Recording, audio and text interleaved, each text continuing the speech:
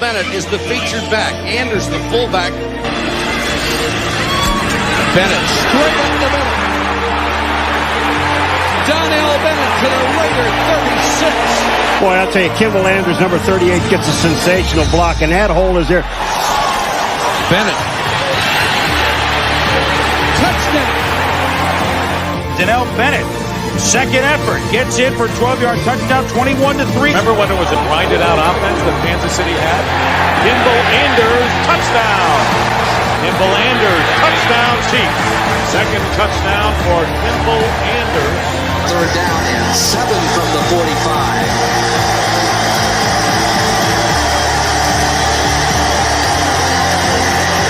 Straight drop by Gerbach, flips it out to Anders. Can he get the first down? Yes, and a lot more inside the 40.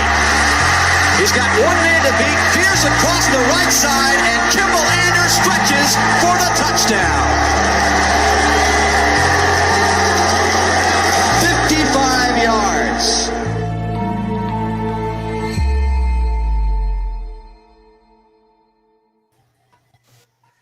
Welcome into 4-Minute Offense, everyone. I'm Noah Gronster alongside Clint Schweitzer, the stars of the show, Kimble Anders, Donnell Bennett, and we have some special guests here for our 1997 Kansas City Chiefs Union Show. Pete Stoyanovich, Glenn Parker, and entering now, everybody, is Greg Minuski. Wow. That's nice. Coach Greg Minuski of the 6-3 Kentucky Wildcats right there. That it is. Welcome all. This is a very special edition of 4-Minute Offense with Kimble Anders on Donnell Bennett because we're able to welcome several members of the 1997 Chiefs in addition to Kimble and Donnell, including, you see him over there, former punter Louis Aguiar. We got kicker Pete Stoyanovich. We're going to get into him quite a bit as this goes on. We have a highlight or two from 97 that you guys might remember, of course. Glenn Parker, former lineman. Glenn, welcome. Looking good there, my man. And Greg Minuski. All are here. All are introduced. I guess, how's everybody doing? Glenn already in the bed already. I'm looking at all this gray hair. It's dark, man. I'm in bed. No, Mama's watching TV. I got to find a spot in the house where it's quiet. Yeah, good to see you, though, bro. It's great. Thank all you guys for coming on, man. Yeah, definitely. Not a problem. Anytime. Yeah, it's been a tremendous journey this year with Kimble and Donnell doing the show, getting back into their careers and having other guests join us as well all year. It's just been so fun. So today we're talking about 1997, one of the most prolific years in Chiefs history, 13-3, AFC West champions. I guess kind of starting, let's start with Pete, because you joined the team in 96, right? That was a kind of a season that we've talked about before on this show as it was it did not meet expectations, right? You guys went 9-7, didn't make the playoffs, but so 97 kind of had to press the reset button. And what was that like for you, kind of, Pete, joining the Chiefs as a former Pro Bowler from the Dolphins and then transitioning into 97 and what a year it would be? Well, 96 obviously was a tough year for all of us, including me personally. Coming over from Miami, it was probably one of my worst seasons, if not my worst season. So coming into 97, I had a pretty good off season coming into 97, and things went well for not only the team, myself included. But it was a great year. It was a great team, a lot of great players. A lot of fun. Like Donnell mentioned at the beginning of the show, we were talking a little bit about that little corner we had over by the door, including Louis and Minuski. It's great to see Greg. I haven't seen Greg and Glenn in so long, and Kimble. It was just a very memorable season, I'm sure, for a lot of us, including myself. It was my best season as an NFL kicker. Well, Pete, I kind of want to go back to kind of the beginning of it all. You getting traded here to Kansas City. We've got a little news package here from your trade from Miami here to Kansas City. So I want to go to that and get your thoughts on the other side, your feelings leaving Miami and coming here to Kansas City. Let's take a look. Okay. Thanks, John. Unless your name's Dan Marino, your job is not safe with the Dolphins. And, people were joking about that early in camp, but it's really turned out to be very true. The face of the Miami Dolphins continues to change, and the feet, too. Amy Postlethwaite has the story in tonight's Dolphins Update.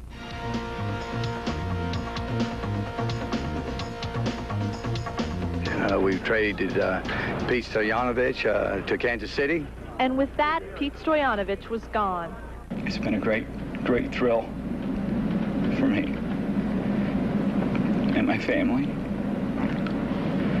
But I'm going to take this and turn it into a big positive. After 7 up-and-down seasons with the Dolphins, we've witnessed Stoya win some and lose some. He's become one of the top 5 most accurate kickers in the NFL, but that didn't stop Jimmy Johnson from trading him for a future draft pick. I think with what he's done for this organization, he deserves to go to a quality football team, and that's why I felt good about making the trade with Kansas City. The job now goes to second-year kicker Joe Nedney, whose performance in Monday night's game solidified his position. Both kickers battled hard for the job and came out with a mutual respect for one another. Pete's going to be kicking at a very good team, and I'm glad that his career is far from over, and I'm glad it's not. We'll both probably meet up in the future, and I'm sure we'll have a lot of good words to say to each other. He's got some big shoes to fill, but he's got a size 13 foot, so I hope he does well. Stoyanovich now finds himself kicking for a team with a legitimate shot at the Super Bowl. But today, he was only thinking about the team he'll leave behind. I'll miss this place. I'll miss this place a lot. I'm Amy Postlethwaite for Fox 29. So how tough was that when you got the news that you were being traded and leaving Miami and coming here to Kansas City? You had to show those clips, huh, Noah? I had to, man. Your heart, I look like a big crybaby. Your whole career was in Miami. It was Miami was a special place for me. Obviously, it's where I got drafted, playing for Coach Shula those 7 years. So there was a lot of special memories there. Made a lot of connections down there. Did a lot in the community, and the whole trade thing, took me by surprise. And I just signed a 6-year extension down there, and the whole trade thing, like I said, took me by surprise. But, after talking to, Coach Schottenheimer on the phone and Carl Peterson and getting some input from them and, where I was going to fit in with the team and meeting Manusky, the first player I actually met, which was the next day at the hotel in Chicago in that last preseason game. The first guy I met was Manusky. He was already cracking jokes on me and everyone else. But he kind of broke the ice a little bit, and I fit in with the team pretty well, and I was just happy to be there. I can't believe Jimmy said that he wanted you to go to a winning team. Well, I don't believe a lot of things Jimmy says, but I wasn't. I know Kansas City had been close in 95 when Lynn Elliott missed those kicks, and I know they were searching for a kicker there. But I didn't think I would find myself on the trading block, especially, like I said, signing that 6-year extension. But it happened, and, I had a great time in Kansas City. The 5 years I spent there, I made a lot of memories there and met a lot of people, and, had some great teams that we played with and that I played with. And, it was a good situation after all. Is that one of the first time a kicker ever been traded? Anybody know? Kimball, I've been asked that a lot. I don't know. I think at the time, I'm not even sure there has been another kicker that's ever been traded for a draft pick.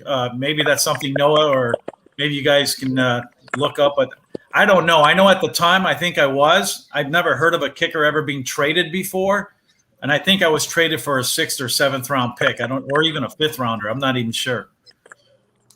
No disrespect to any kickers that I don't play with, but you got to be the coolest kicker I know, bro. Hey, listen, Pete coming up with his shirt buttoned down to the 4th button,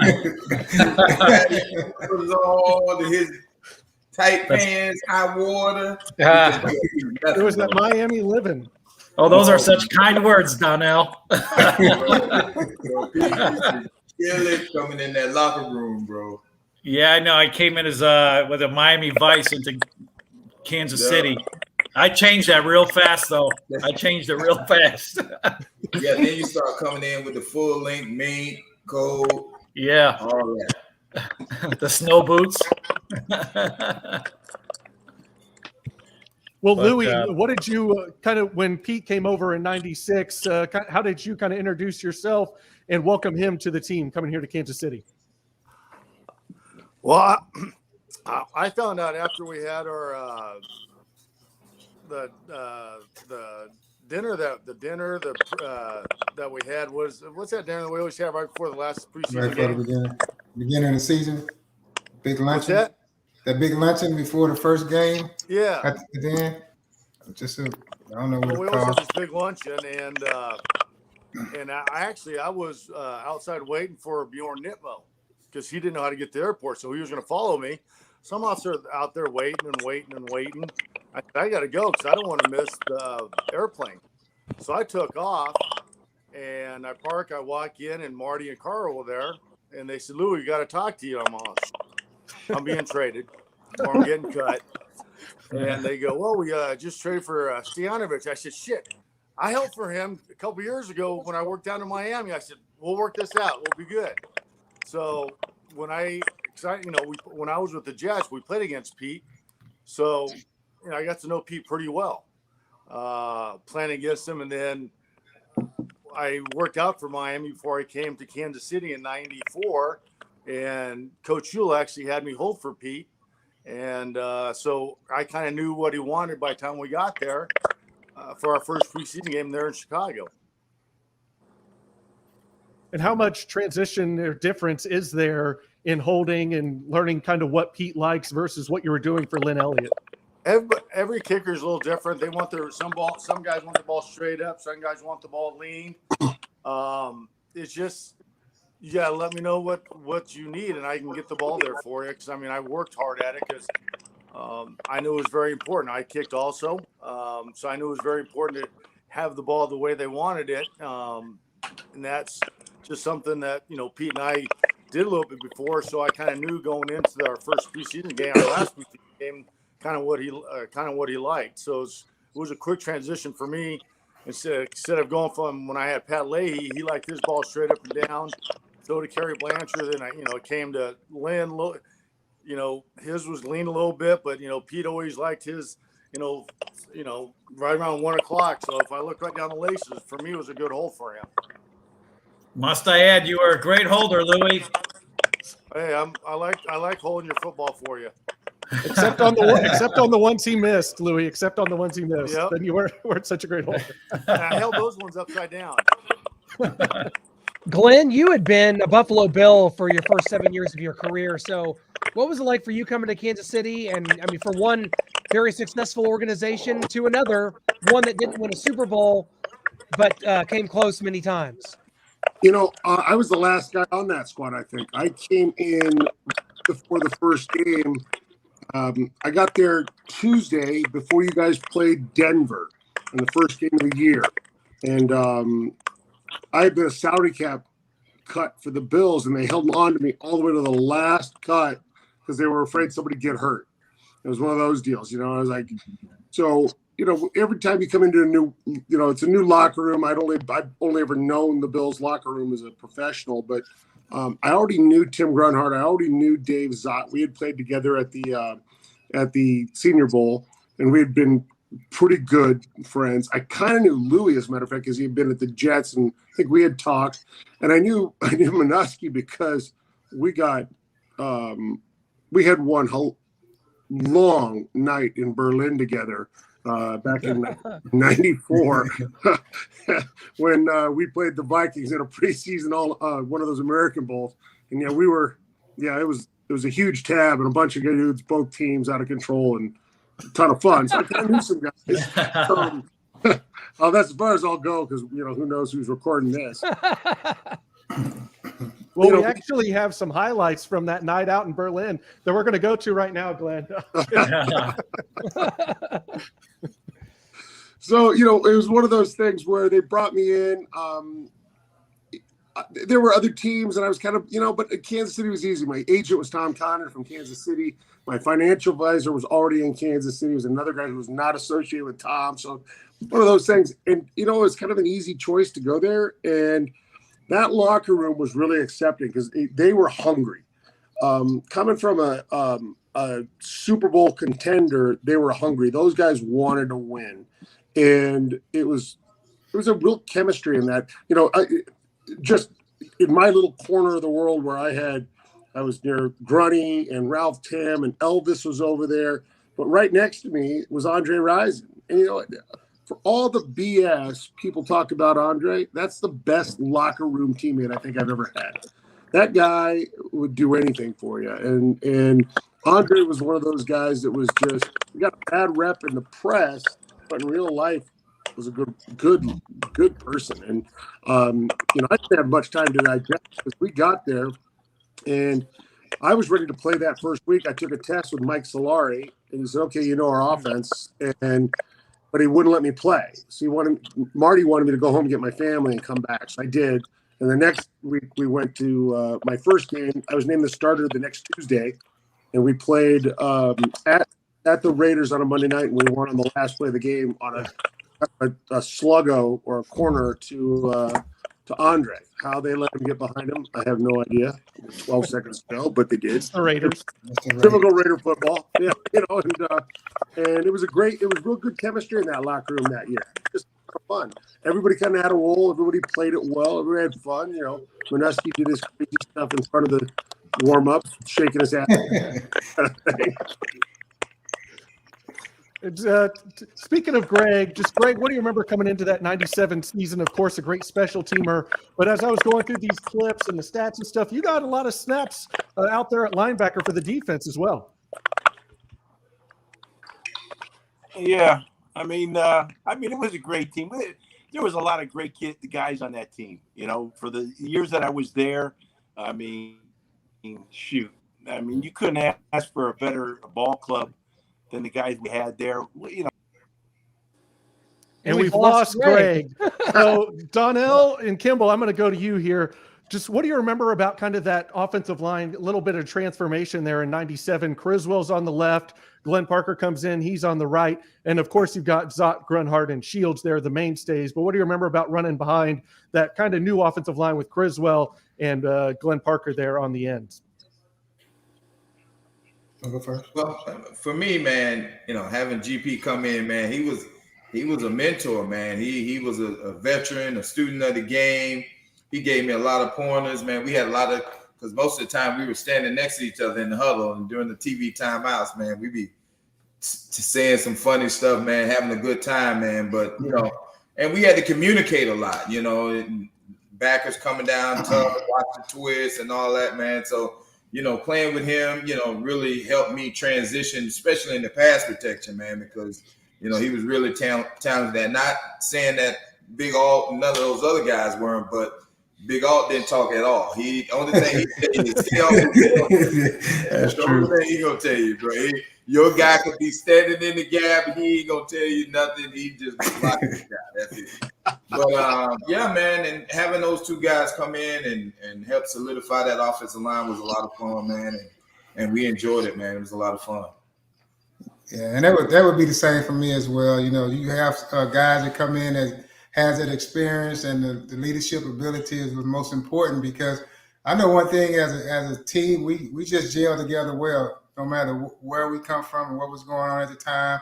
We had the locker room, like I said, playing for the Chiefs during that time was very special because we had a connection amongst each other more than anything. We were friends, we had relationships, and we knew each other very well, and we even made a point to get to know each other, and it just felt like family. It had the good atmosphere, and bringing in some veterans like that would cheer up the line, and that's one thing that we hung our hat on. And plus, we running the ball a lot as well. So to have those guys come in at that time, it was great for our team.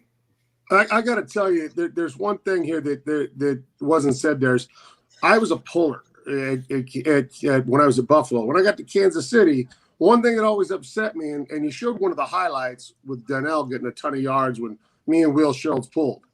But I used to say all the time, how come they barely pull the right side? It was always left side pulling, right side blocking down. I was like, let me get out there and show I'm an athlete, man. I can move. They never let me do that hardly. It really upset me. Both Donnell and Kimble could run the counter so well that we never got a chance to show it hardly. It kind of bummed me out, to tell you the truth. Yeah. Fat guys like to show we can run a little bit. Yeah, you're right. But, Jimmy Ray was a right-handed play caller, bro. Yeah, he had 16 power, 16 power, 16 power, 16 power, 17 power. Yeah. Yeah, very seldom. You're right. Yeah. Well, guys, this season was memorable for many reasons, but we all remember the controversy. Elvis Gerbach starts the season and goes down, and Rich Gannon takes over. But the controversy didn't end there, because maybe you guys will, maybe you won't remember this, but there was actually a controversy for who was the NFL's sexiest man, sexiest athlete, and the award goes to Elvis Gerbach. The problem, guys, is that the magazine had told the producer it's the Chiefs quarterback, and they assumed it was Elvis Gerbach. It was supposed to go to Rich Gannon, and it goes to Elvis Gerbach instead. Oops. Rich Gannon was supposed to be the winner, but they give the award to Elvis Gerbach, and I guess they just couldn't give it back. They couldn't take it back. Don't know if you guys remember that. I don't know anything about that. What kind of helmet was that? Was that a Chiefs helmet? That's like a Vikings helmet. That doesn't even make sense. It's like old high school stuff. I remember when that came out. And look at the jersey in the locker, Kimble. That looked like a Houston jersey up in the top left. So I'm assuming they had no license. I'm assuming they had no license to use any NFL merchandise. Well, but they Elvis just kind of did what they had to do. But that story is interesting because I remember when it happened. And all I ever did was make fun of his foot. That's a sexy foot. That's what they chose. Wow, you're right. Talk about an all-time gaffe. I still wonder if Rich Gannon harbors any ill will towards that, or the fact that he didn't get to play in the playoff game. We'll get to that later. But so the seasons, I mean, you guys start with a loss to Denver. That's one thing. It was obviously a Denver team that goes on to win the Super Bowl. But Noah, cue this up, because week 2, instead of going to 0-2 on the season gets a kickstart because it's week 2, it's at Oakland, and instead of emerging 0-2 after that game, there's a little magic in the air that night in Oakland because you guys did not lose to the Raiders, and this night would be no different. Absolutely. Ball at the 32-yard line. 10 seconds left in the game. Oakland up by 5. Gerbach's going to have to hurry to get this off. And we're going to see a 4-man rush here.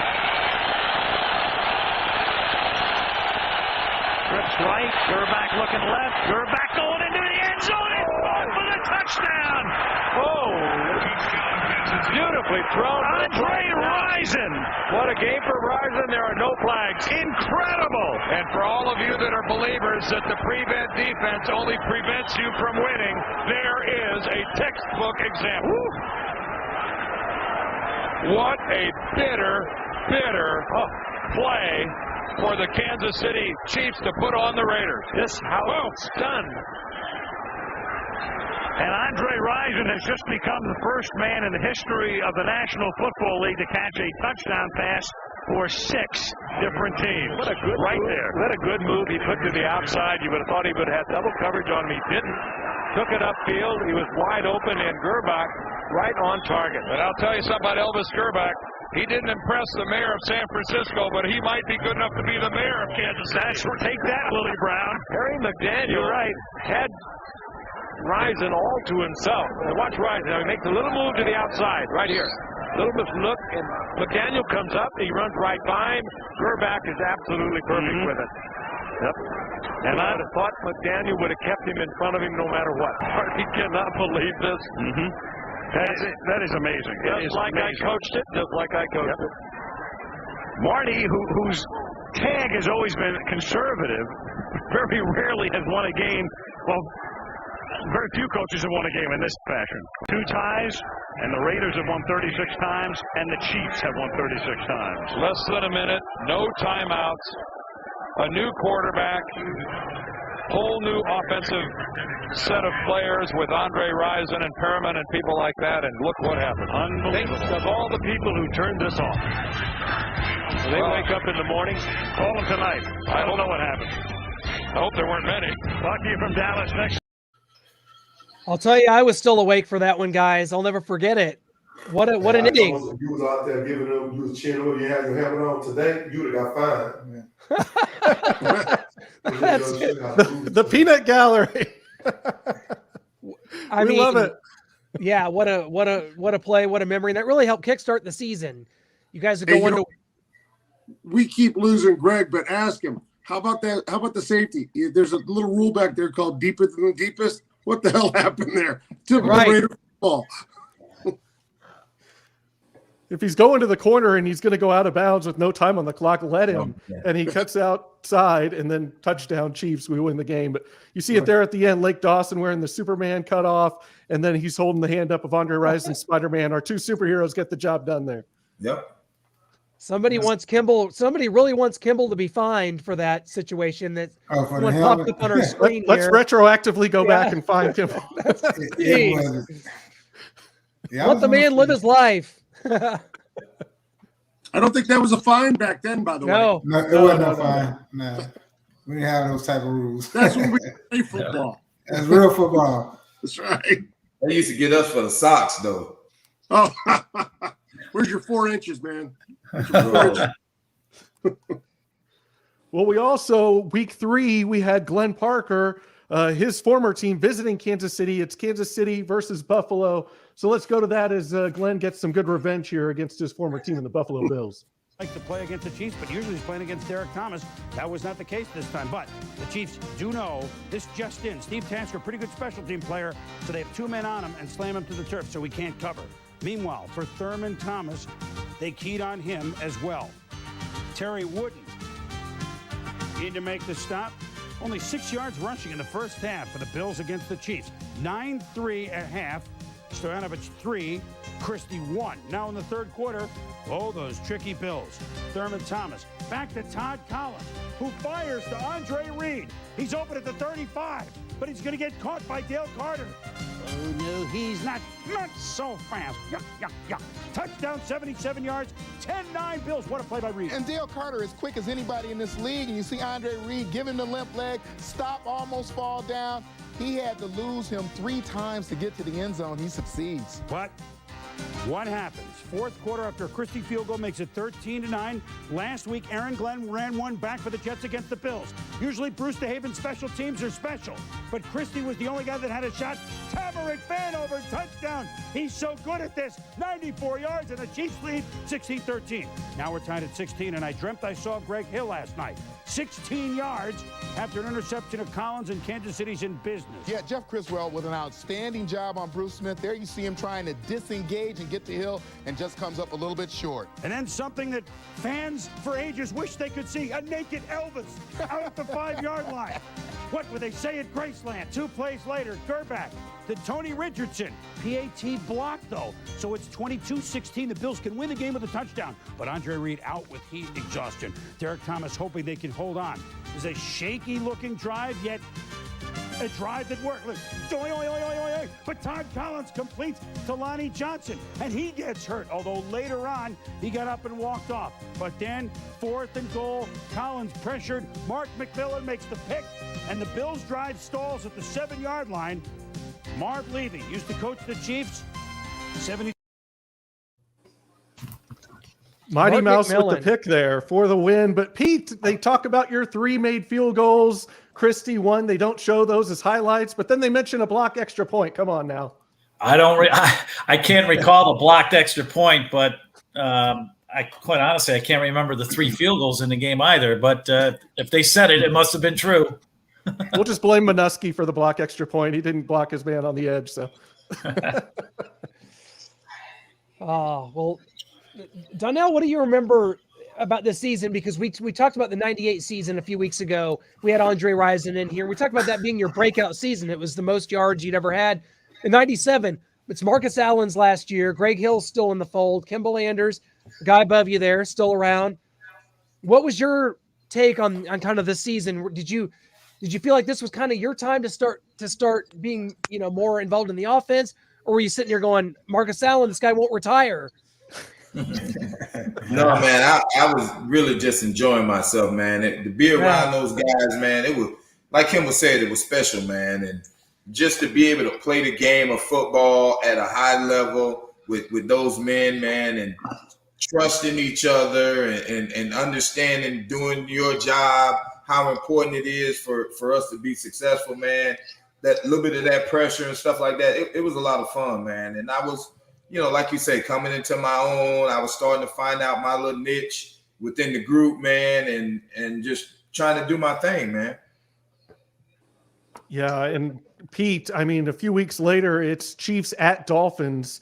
You guys don't win that game, so we seem to have lost the highlights here. I can't locate them, but just what do you remember about going back to Miami there in '97 and not being able to come away with the victory there?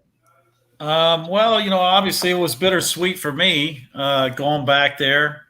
Obviously had a lot of friends and people that I knew coming to the game. The one thing I do remember is I remember staying in the team hotel right off the Intercoastal, a place that I used to frequent quite a bit. And that was always a lot of fun. But unfortunately we didn't come out of there with a win. I don't think I had a lot opportunities in the game. I think it was a very low scoring game, if I can recall. 17-14. Yeah. So, I mean, going home, going back to Miami was, it was special for the moment, but obviously I was there to do a job with the Chiefs, and we were there to win a football game. And, but unfortunately that didn't happen. Well, I'm happy I got Buffalo at home instead of having to go back to Buffalo. I'll tell you. You and me both, bro.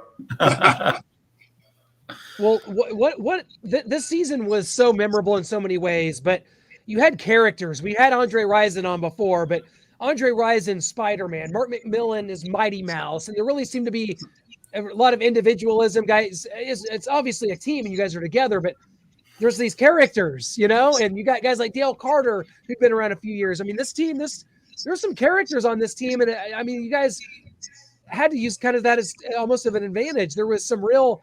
I mean, people kind of looked at these guys like superheroes. I mean, I remember seeing spreads in the paper like Andre Rison, Spider-Man, and it was kind of a real thing. People in Kansas City really embraced you guys as a team. Well, as an outsider, I'll tell you, I had no idea of what was going to go on when I got there, but there was no individualism in the locker room at all. It was very much, I think on the outside looking in, there's Andre, there's DT, there's so many, Marcus out, all those things. But on the inside, I was struck when we got there by how close the team was immediately. And I was the outsider. The team was close, and I knew that because obviously you're going to a locker room, guys been together long. But even Andre was embraced immediately. I was embraced immediately, and Pete was. I had no idea Pete got there that year until right now. I thought he had been there. That's how close the team was. They welcome people. I knew Louis had been at the Jets, but I didn't know I didn't know how long he'd been there. It was just when you come to a new locker room, you're like, hey, I'm the new guy. Well, hell, there's a lot of new guys in that locker room, but nobody made anybody feel that way. That's for sure. Yeah, bro. Do any of you guys remember those Thursday after practice meals we used to have when Lamont's mom used to make those cakes and all that stuff? Oh yeah. Bro, we would sit around. You go back in the locker room. It'd be like 7:30 or whatever, and we're still there eating and hanging out. You go in the locker room, guys in there playing dominoes on the table in the locker room. Yeah, that was our favorite thing to do, Louis. Yeah. We used to play every day. Every day. We play every day for a couple hours while you guys are in meetings. Yeah. Well, that's why you kickers would be. Oh no, you weren't outsiders. Never mind. Here we go. The division has already started here. So, Kimble, I want to go to you and talk to you about in 1997 the Chiefs draft this tight end. I'm trying to remember his name. I think it's Tony Gonzalez. What do you remember about him coming in, and what did you notice in his rookie season that told you anything about what he was going to become? Well, it's hard to say because the first thing I looked at him, he was just tall, long, lanky, handsome looking guy and didn't look like a football player. Yeah, he looked like a basketball player. But I tell you what he did. He worked his way into being one of the best NFL players ever. I can go back to after his first season. Obviously he had a lot of drop passes during that season. But after that, I seen him work every day, catching so many balls after practice, before practice. And he did that for the next 8 to 10 years when he was with the Chiefs. And, obviously he's where he is today. I think his work ethic was just phenomenal. He learned it. He learned his craft. He mastered it and put it together. So my hat's off to him from being able to do that because, like I said early on, he was kind of unorthodox. He was kind of this little goofy looking kid and didn't really know what was going on. He's just out there, experiencing stuff. And he's a kind dude too. He was one of my favorite players too. Especially when he was younger. He was like, because he's kind of goofy. It was funny to watch him. You know what I mean? He's one of the guys that you see, and now he's up here. So it's great to see that. Did you notice him following around Ted Popson everywhere, kind of trying to learn the craft? Yeah, he did. Like I said, he became a student of the game, and that's the beauty I believe about football. That it's something that it's a craft that you can learn, you can master certain things, and once you figure it out, make the game become a lot easier. And that's what he did. I remember one thing I remember from Tony, his rookie year. I mean, he played a lot of special teams. Yeah. I mean, he even had a block punt. A lot of people don't talk about that, and they don't remember that. But yeah, I mean, anytime they asked him to do something, he would do it. And he blocked the punt. He was the left wing on field goal. So I remember those things. Him being out there, and participating, being part of special teams. Because a lot of times rookies don't, they don't want to be on there, but he embraced it and he worked hard at it, and he did a great job. Should have had some more fake punts. Louis Aguilar to Tony Gonzalez worked into the game plan. Now I remember. I still tell this story to this day. Every day I remember for a fact that every day when we all got down to the practice facility for practice, Tony Gonzalez would be on the field catching out of the jug machine with Allen, and the kickers would be on the field so they can hurry up and get finished so they can go play golf. As soon as we're coming to practice, and Tony is already, because after your last meeting, you can go grab something to eat and go finish getting taped. Got a little time if you need to make a phone call or whatever. But when we got to the practice field, Tony already on the field catching out the jug machine. Every day. Yeah, that says a lot. Guys, just yesterday, we reached, it was the 24th anniversary of this play we're going to talk about now, and this game we're going to talk about now. It's Chiefs versus Broncos. It's November 16th, 1997, and we didn't really know it at the time because there was a few weeks left in the season, but it was going to be for the division title. As you guys had lost to Denver in week 1, they come to Arrowhead, and it was a really cold November day. I remember I was there. The sun was shining, but it was one of those days. I remember Ed McCaffrey used to not wear sleeves, and his arms were all red, and it was just one of those November days at Kansas City where it gets blustery and it's cold. But this was kind of a comeback for the ages. You guys led most of the game before Elway, like he does many a time, came back to take the lead late in the game. But on that day, it would not be enough as the Chiefs drove just long enough to get a little magic. Dick Enberg on the call, by the way, the great Dick Enberg. Let's take a look. Enjoy. So a Herculean effort here by Stoyanovich to win. 55, now they say 54 yards on the spot. It's up, it's high enough, it is good! Oh my! Kansas City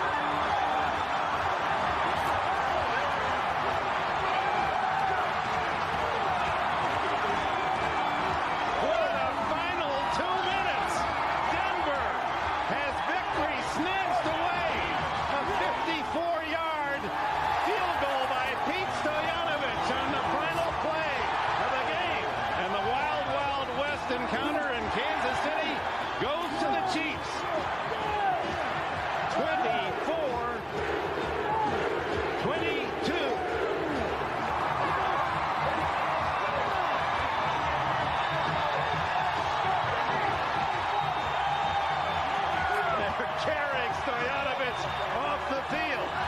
A line drive by Stoyanovich. It didn't appear to have enough. It just squeaked over the crossbar. Well, I think you're saying it right. A line drive. This is the only way he can get the ball to go 54 yards.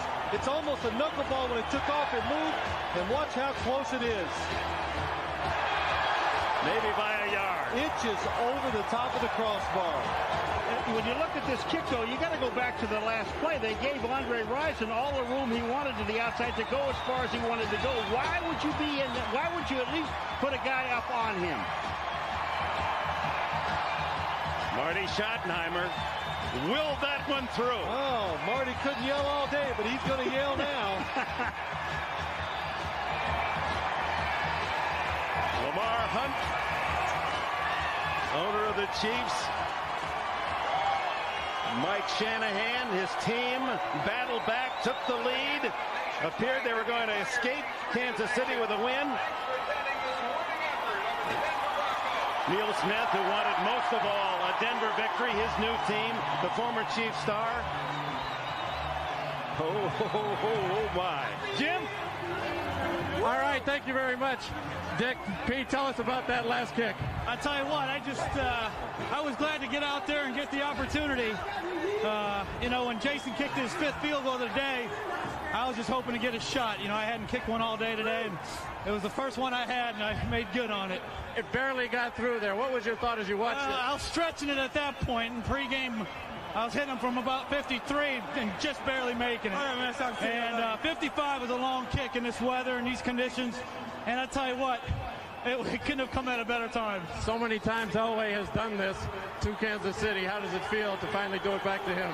Well, so many times I did this with Marino in Miami. And I tell you what, there's a new beginning here in Kansas City, and today was my day with the Chiefs. Might this have saved the Chiefs season? Well, I don't know if it'll save the season. I don't think the season needs to be saved. And we just keep rolling from here and take it one game at a time. Congratulations. All right, thank you. All right, let's send it back up to you, Dick. I love you, man. Well, that could be voiced by the 80,000 that cheered in this game. Pete Stoyanovich, Marty Schottenheimer needed a better field goal kicker, traded with Miami to bring him here a year ago. Stay with us. In the moments, we'll have the post-game show with all the scores and highlights. We'll be back in Kansas City. First, we want to take a commercial break. Mayhem in Kansas City. Kimble had the helmet off again, by the way. Another 5. What a magical moment, Pete. Just looking back at that, what goes through your mind when you see the highlight, when you see it played back? When you approach that ball, you've got to believe that ball's going in in those conditions, or else there's no way you're going to make that, right? Well, there was probably doubt in a lot of people's mind when I went out there. Like you said earlier, it was cold, and there was a slight wind in my face. I think Denver played off Andre a little bit and gave him that extra yardage. I don't think I don't think they were worried about me going out there attempting a 54 or 55-yard field goal. But I've seen the play a million times. Obviously, I've shared it with my family, my kids who've never seen it. And it's popped up quite a few times, but it was just that year was special for me. Like I said earlier in the show, I bounced back pretty well after '96 season, and I just felt at the time, no matter what thought anybody had me going out there to make that kick, that as long as I made good contact with that ball, and I was making great contact with the ball all year. And Ralph Tam, let's not forget about Ralph Tam and the job he did that season for us, and I think he did all our field goal snapping, and I think Louis with the hold and just everything about it. It gave me plenty of time to line it up and hit it. At first, I didn't think I had enough to get it there, but the ball just kept going, and it kept going, and like Enberg said on the call, just had enough, and that's all I needed to get it through there. And obviously a very special moment for me and the team as well. But it had to be, personally for me, probably one of the biggest kicks of my career. I was a little worried about you there at the end. It looked like the chin strap got moved up. I was worried you couldn't breathe. Joe Horn's kissing you on the helmet. Screaming, I love you, man. I forgot about the Joe Horn kissing incident there. And all the Andre Rison, I love you, man. I love you, man. Andre and I go back to our college playing days when he was at Michigan State. Yeah. We traveled together to the All-American games, and so we go way back to college. And he's from the Flint area here, just outside of Detroit, and so we kind of knew each other for a long time. And it was a special moment. It really was, being carried off the field, and and the fans just going wild, and the team and Marty running out to the field and jumping on the pile, and Kimble and Donnell. We were all out there at midfield. I think the entire team kind of jumped on us. And we all collapsed at midfield. It was just a great moment and a great memory that I'll cherish for a long time. Well, Donnell, Louis? what do you remember about that, kind of getting out there, seeing that kick go through 54 yards from your man Stoyanovich and running out on the field? Marty, everyone a big dog pile in the middle of the field. Well, we had seen it before in practice.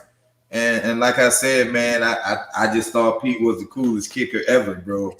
Like, I believe it or not, I really did think he was gonna make it. Like, there was no doubt in my mind that he wasn't. So, Louis, did you think it was going in? What was your thoughts there? Just getting the hold down and looking up. Took forever to get there.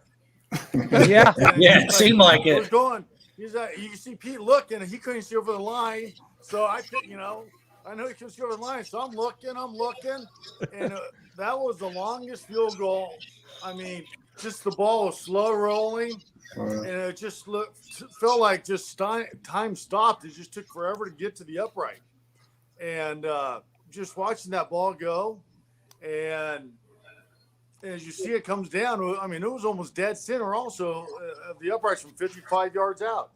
I was waiting for Louis to give me the call. I couldn't see it like he was saying. I couldn't see over the line. I was waiting for Louis to give me the call. And so, having, playing against Pete when I was with the Jets, holding former practice, I mean, he had ice in his veins, and especially that day. I mean, he just stepped up and, he just, like you said, made solid contact. And when I'm holding, I could hear the ball, solid contact. And I knew he had good contact. I was just waiting. It was on target. I was just hoping it had enough, and it did. Kimble, what do you remember about that? Obviously, Clint made the comment, you're on the field. No helmet again, but you're excited. And they said Marty had a cold that day, and he couldn't really speak or yell that much. He was losing his voice, but he's out there yelling, screaming, taking his hat off, jumping on. What do you remember about that moment? It's got to be one of the most memorable of your Part career. about the game, I couldn't hear Marty. Right, exactly. So for me, that was the most memorable moment of my life, because those are games you want to be in when a kicker go out there and win a game for you, and you can see how excited it was, how excited I was. I typically normally don't get into that stuff. I'm more reserved and laid back, but I was pretty excited about that because that was pretty special. And to win a game like that, especially against Denver, was always just a bonus. So great job. Yeah, and you saw Neil Smith looking despondent after that. There had to be some good feelings about that. Yes, he was pissed off. He's got it. Yeah, he was upset. I remember in the locker room, if I'm not mistaken, Louis, Neil Smith was you were on one side. I think Neil Smith was on the other before he got traded to Denver. Yeah, something like that. Because I was on one side. No, that was that. I'm not sure. I think that might have been Neil Smith. No, he was down by DT, his locker. Yeah, he was in the middle. Neil. Was he? Okay. Yeah. Well, I didn't hear from Neil after the game, so I don't think he got upset with me. We have one come out here. It says, Pete, did you send Neil a cigar after that? Yeah. Well, I wasn't going to push it, that's for sure.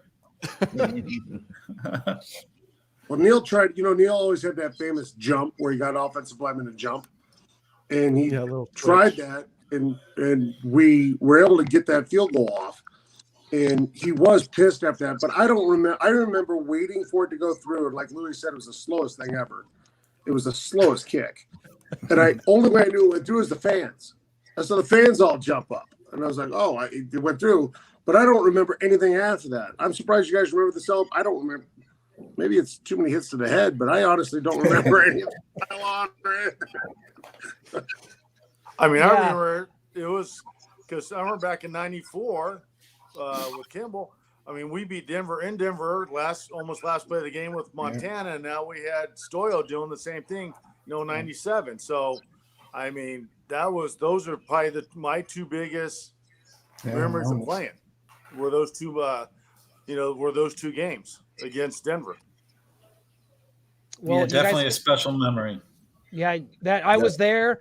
Noah and I talk about this game so much. I was actually in attendance, sitting in the upper level, so I had to wait for Casey Wolf's mannerisms to know when it finally went through, because I'm so high up, and I was like, "There's no way, there's no way."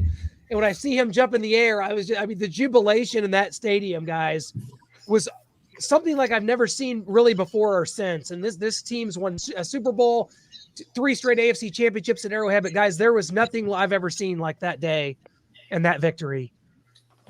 That was nice. I remember it was exciting for sure. I was at home. I was in my kitchen on my hands and knees praying that ball would go through. And what made it more meaningful for me is that I had a friend who was a Broncos fan. And so he had gotten the best of me too many times. So I really needed that to go through. And unfortunately, he would get the best of me later on. But we're about to get into that here. Elvis went 7-2. Rich only lost 1 game down the stretch after Elvis went 7-2. And then there was this big controversy. Is it going to be Elvis? Is it going to be Rich? Who's going to start that playoff game? Elvis comes back and plays the last game in New Orleans. It's raining. He doesn't complete a pass to a receiver. He gets tackled. He falls on his left arm, which was the injured clavicle that he had. That's the reason he was out. And so there's even more question going into it. Man, was it just the weather, or it looks like we really need to go with Rich? But before that playoff game, they kind of sit down with Rich and Elvis and Marty, and they go through it. So we're going to take a look at that. Elvis versus Rich. Who should be the starter? Elvis Gerbach's our starting quarterback. And as long as we believe that the risk of re-injury is such that we can go ahead and get him out there and let him play, then that's what we're going to do. And the beauty of that, be it right or wrong, is you can always go back if he has a problem physically to Rich Gannon. If you were Marty Schottenheimer and you had to make the decision as to who would play, who would you pick between you and Rich Gannon? I would pick me. There's no doubt in my mind.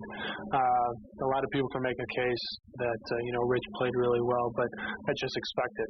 And Marty just has a rule within his coaching style that a player doesn't lose his position as a starting player if he gets injured.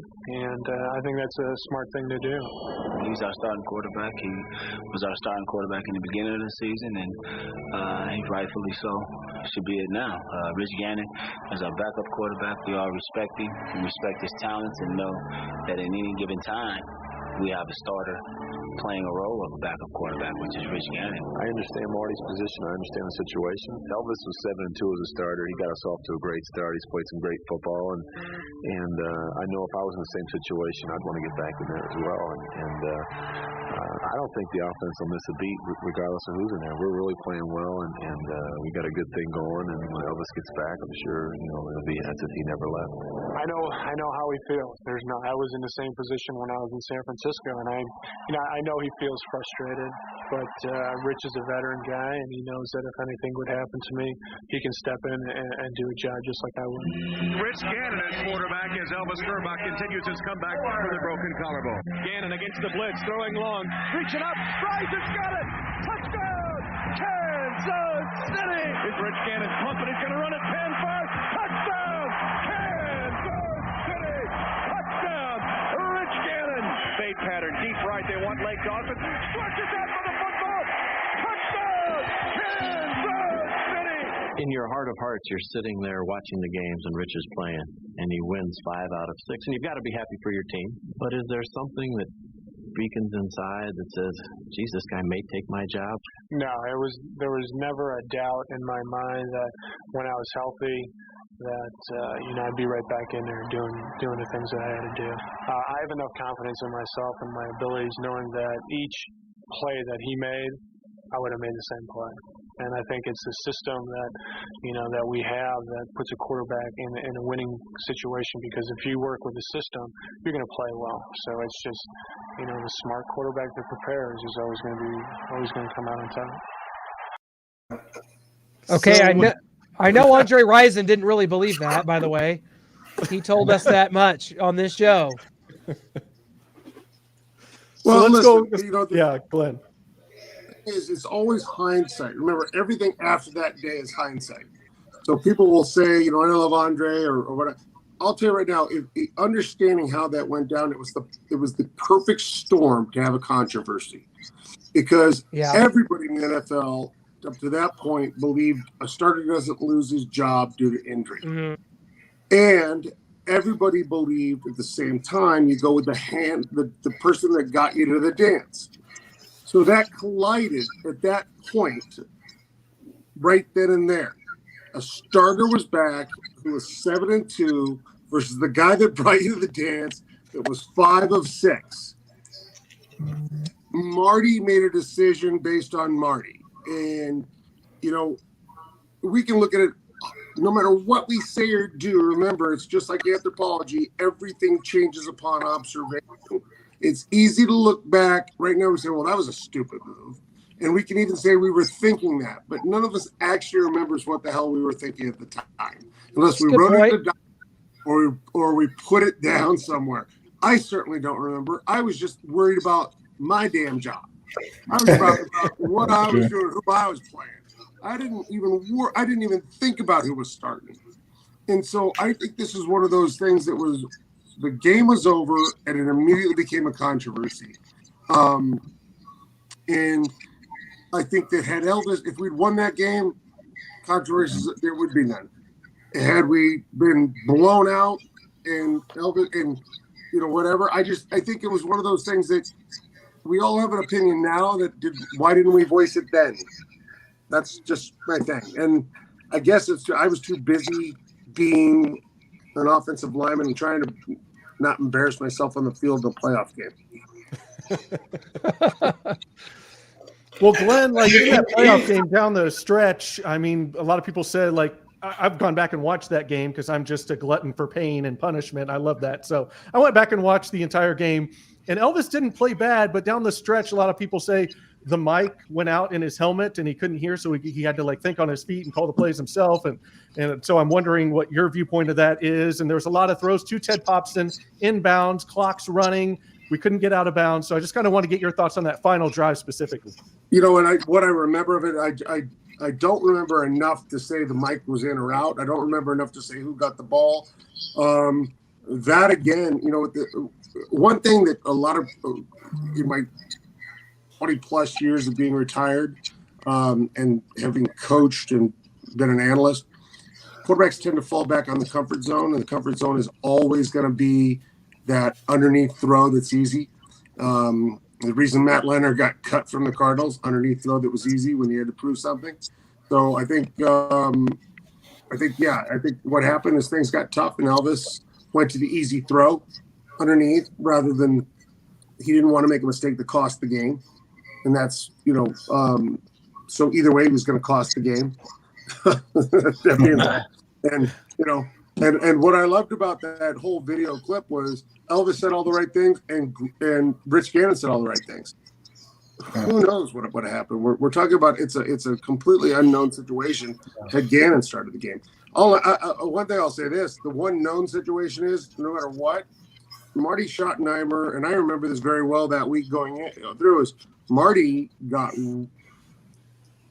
I didn't realize it until I got there, and then the players started talking about it, particularly offensive linemen. There was a different vibe in that locker room going into the playoffs that I was not used to. I was from the Bills. Marv kept us loose. We kept loose. That locker room was uptight going into that game. What was the reason for that? Do you recall? Like what was the move? It's a top-down situation.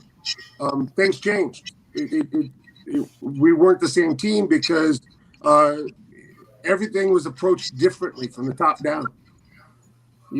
Football players are creatures of habit. You got to keep that same. One of the things, and then when I went to the Giants, and I had Fossil believed in me enough to have me in and talk to me about this, like, you got to keep things the same. We got to keep this same loose atmosphere. You got to let things roll the way you've always let them roll. You can't change things now because you're in the playoffs. The only difference in the playoffs is players have to take on their shoulders to be more responsible to themselves. They have to be the ones that say, I have to do more. I have to execute. I have to study harder. I have to watch more film. That can't come from the top down because that becomes an institutional fear of loss. And they have to trust their leaders to let that happen.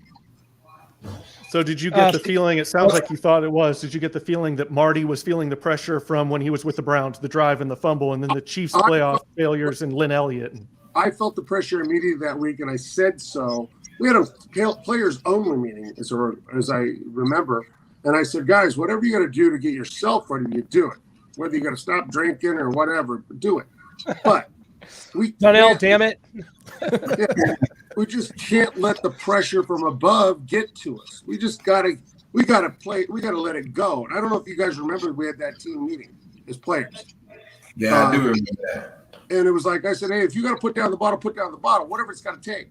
But we can't let that pressure get to those guys. They're trying to change what's happening here. Can't let and that was from my time in Buffalo, and that I had been a part of these 4 runs, and actually 5 or 6 when you talk about playoff runs after that, that the coaches kept it normal, but there was always that little bit of something coming from somewhere that the players didn't let that get in the way. And I felt like that when I was with the Chiefs, it really came down hard from the top that this was different. We have to do this. And it can't be that way. You got to keep that same pace and that same rhythm, you can't let the rhythm break day to day of your normal preparation week. It's got to stay the same as much as possible. Well, there was also some special teams mishaps, I believe, right? Stoyo and Louis. There was, I think, a penalty after a made field goal that led to a missed field goal. I think we tried a fake field goal at some point, did not get that. So there was some miscues on the field. We had a bad call. Tony Gonzalez was pushed out of the back of the end zone by Darian Gordon. It's not called. No touchdown. Take the touchdown off the board. There was just kind of like the first game was maybe a perfect storm. This was a perfect storm of negativity, and in the end just couldn't overcome that. And it's a bittersweet game for a lot of people, but it happens, and Denver was a very good team, and it's something that we all remember that. But it was a lot, and could have went either way, and it didn't. That's it's football though, right? Well, like you said, it's there was special teams mishaps in the game.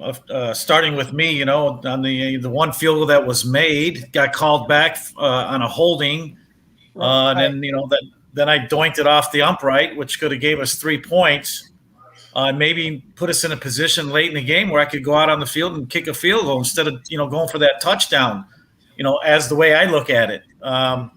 But it was disappointing for me and for the team, obviously. But there was other things in the special teams that hurt us as well, like you mentioned. But the one that sticks out in my mind, obviously, is the kick that I knocked off the upright after the holding call, which could have got us within 1 and put us in position at the end of the game to possibly kick another field goal to win it. It's just the way it unfolded, unfortunately. I think that veteran team though that we had was kind of, I think the uneasiness was like some of the younger players like myself. Lake was having a pretty decent year. Like it was transition, and Rich was, I ain't gonna say he was the younger guy. He probably was actually older than him. But it kind of had that feel where the younger guys were really starting to play a bigger part, and the veterans were saying, "Hey, listen, we don't want to mess this up because we may not get another opportunity." And we were a really veteran-laden team that year, and those guys had the mindset that, hey, and this is just my thought process, I don't know. Hey, we want to go with the guy that's getting it done now, that we know is getting it done, versus going back to the guy with the old adage that, like you were saying, Pete, where you don't lose your job from getting injured, or you said that, Louis.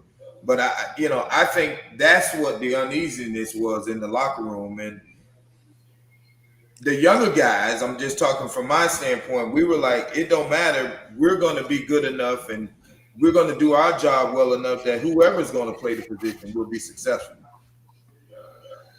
And Kimble, I want to ask you if you feel like 95 in any portion of that locker room, maybe with Marty, maybe with some of the older players that were there, a Marcus Allen or something, that 95 experience and game weighed on them at all as this quarterback decision came down and the Broncos came to town? It's kind of tough to say that, like you said, the game was going to unfold how it unfolded. But I do know that at 10, when we got in the playoffs, and we could tell how Marty shifts, and that's something that Glenn said earlier.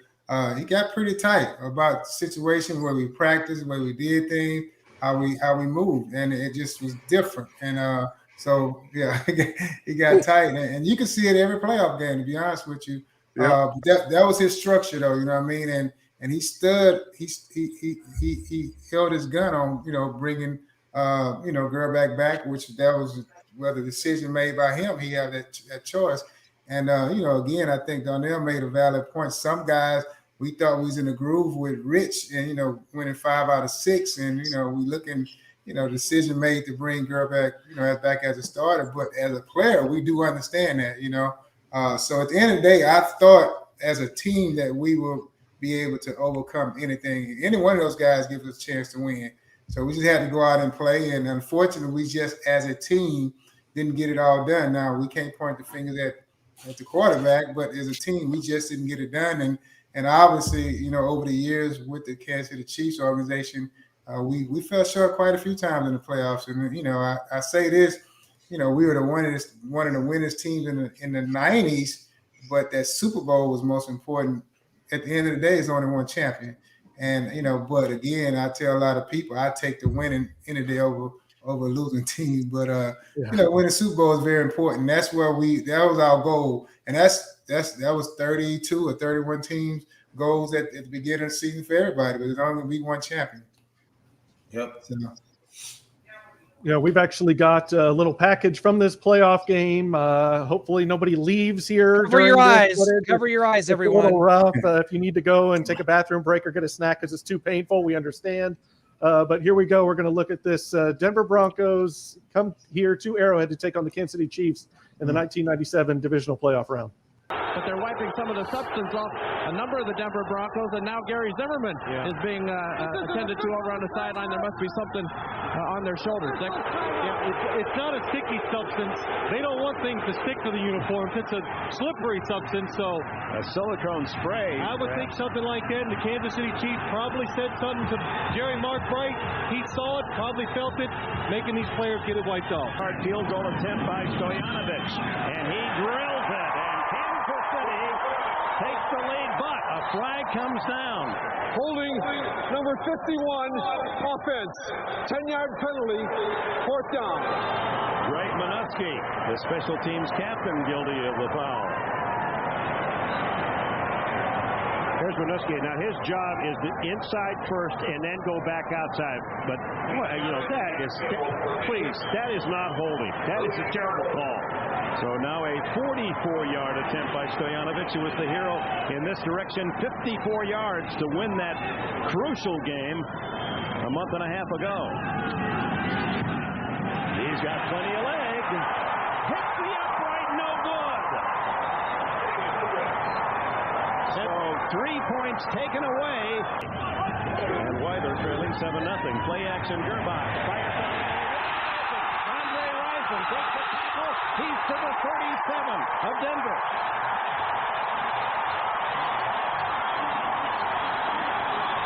Boy, those coaches think alike. Just as Joe Gibbs indicated back in New York, Marty Schottenheimer calls the play down the middle. Well, what happens is it's a play-action fake. Everybody goes for it on the Denver defense.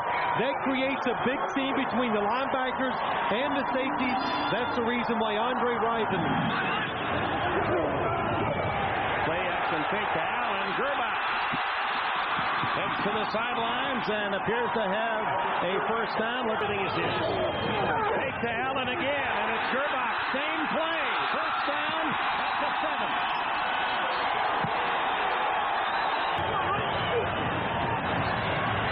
The throw. Touchdown to Tony Gonzalez, the tight end. No, they say he did not get both feet in. Darian Gordon made the defensive play. Marty Schottenheimer doesn't believe it. He's all the way down to the 12-yard line to argue his point. All right, he's saying he's forced out. Now look at he comes down, and his arm is out of bounds before his legs get down. Now they're going to sit there and complain, and you're hearing the boost. But I'm telling you, this is not a touchdown. But an outstanding call. But he's arguing that he was forced out of bounds. The defensive momentum took him out of bounds. If Kansas City wins, Power will be on the road. The long ball, and it's complete. Joe Horn, used sparingly, caught only 2 balls all year, all the way inside the 15-yard line. Gerback, Flush makes a Fran Tarkenton spin move, looks to the end zone.